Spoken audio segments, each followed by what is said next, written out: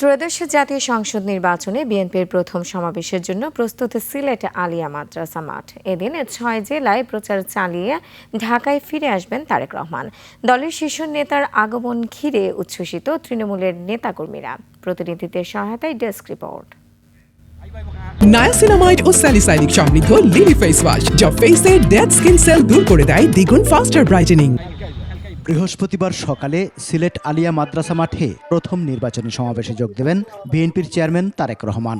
সদৃশ মঞ্চ নির্মাণ সহ সব প্রস্তুতি সম্পন্ন। দলের শীর্ষ নেতার আগমনে উৎসব মুখর সিলেটের নেতাকর্মীরা। পরে দুপুরে তিনি মৌলভীবাজার সদর উপজেলার শেরপুর আইনপুর খেলার মাঠে সমাবেশ করবেন। সেখানেও প্রস্তুতি সহ উৎসবের আমেজ।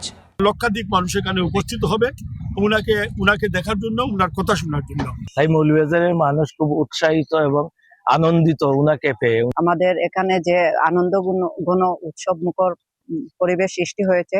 পথে হবিগঞ্জ জেলার শায়েস্তাগঞ্জ উপজেলায় প্রস্তাবিত নতুন উপজেলা পরিষদ মাঠে অংশ নেবেন সমাবেশে।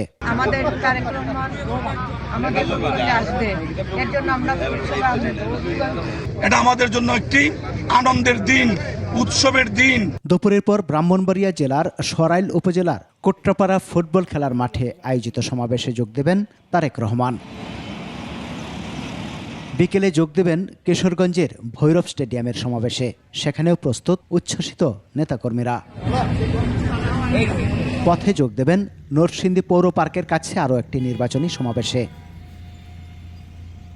এরপর নারায়ণগঞ্জের গাউসিয়া এলাকায় সমাবেশ শেষে বৃহস্পতিবার রাতেই ঢাকায় ফিরবেন বিএনপির চেয়ারম্যান তারেক রহমান। সমার ইসলাম, ২১ টেলিভিশন।